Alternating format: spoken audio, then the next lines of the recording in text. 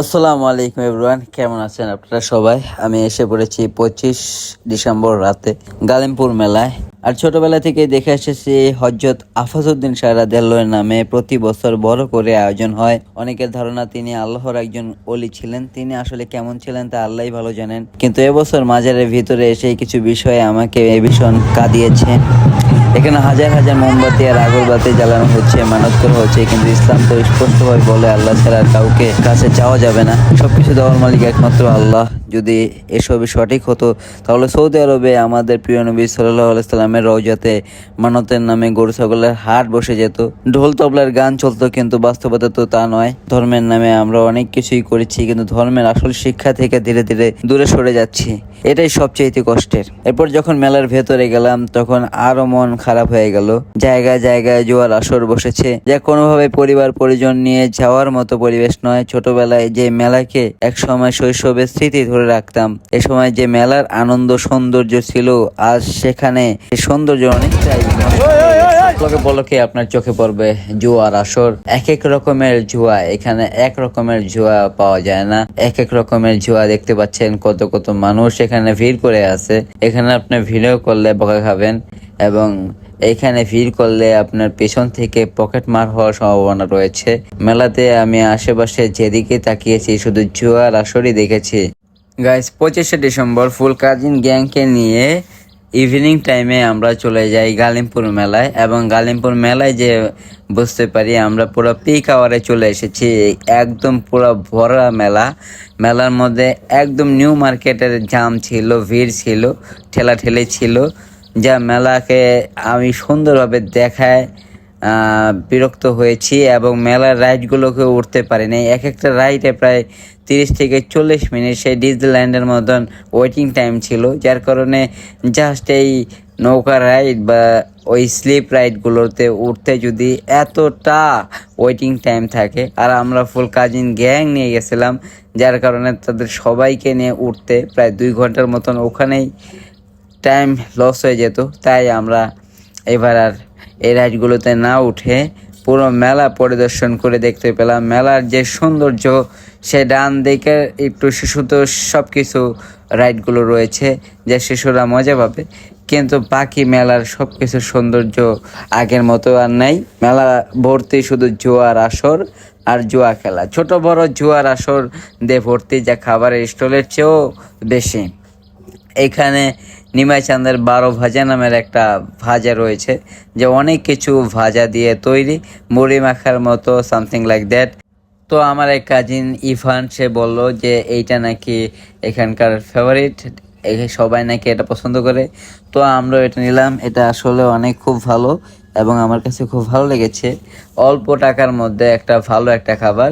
তারপরে আমরা মেলার আরও ভেতরে চলে যাই। মেলার ভেতরে আরও অনেক সুন্দর সুন্দর অনেক কিছুই রয়েছে। অনেক স্টল না থাকলেও চলতো।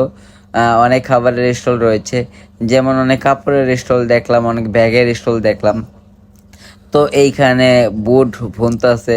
এই স্টলটার পাশে রয়েছে একটা আচারের স্টল, যা খুব লোভনীয় একটা স্টল। এই স্টলে গেলে আপনি কম হলো 50 টাকার কিছু কিনবেন, কারণ সবগুলো আচারই এখানে লোভনীয়। তারপরে সেই আগের মতো ফুচকার স্টলগুলো বসেছে, এবং সেই আগের মতোই আসবাবপত্রের স্টলগুলো মেলা ডান পাশে বসেছে, এবং সব কিছু সেই আগের মতোই ছিল। শুধু মাঝখানে কিছু জুয়ার আসরগুলো স্কিপ করলে সব কিছু আগের মতোই লেগেছে আমার কাছে। তারপরে এখানে পুরো এই গালিমপুর এবং আশেপাশের মানুষ তাদের প্রতি বছরের যত তৈজসপত্র এবং নিত্য প্রয়োজনীয় জিনিস লাগে তা এখান থেকে মেলা থেকে কালেক্ট করে, একবারে মেলা থেকে পুরো প্রতি বছরের নিত্য প্রয়োজনীয় জিনিস কালেক্ট করে। এবার আমাদের সাথে আমার আম্মু না থাকায় আমরা এখান থেকে কিছু কিনে নাই, কিন্তু আপনারা দেখতে পাচ্ছেন এইখানে হাতা খুন্তি কড়াই থেকে শুরু করে বটি এমন কিছু নাই নিত্য প্রয়োজনীয় জিনিস যা আপনার কাজে লাগবে না।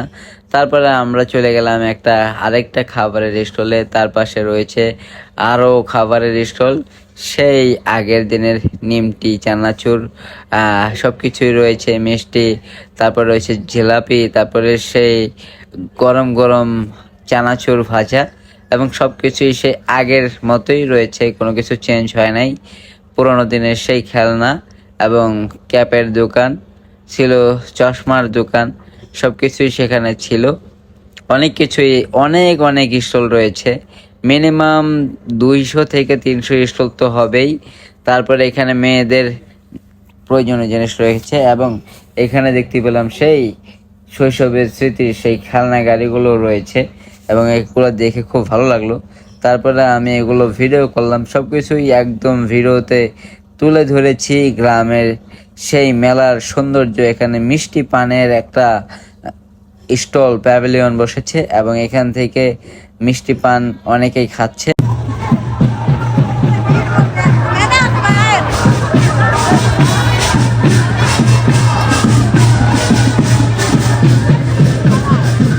তারপরে আমি সেই মাজারের ভেতরে ঢুকতে থাকলাম, যে মাজারের ভেতরে সৌন্দর্য দেখব। ঢুকেই দেখতে পেলাম যে মাজারের রাস্তার হাতের বাম পাশেই কিছু পুরুষ মহিলা একসাথে বসে গাঁজা সিদ্ধি খাচ্ছে।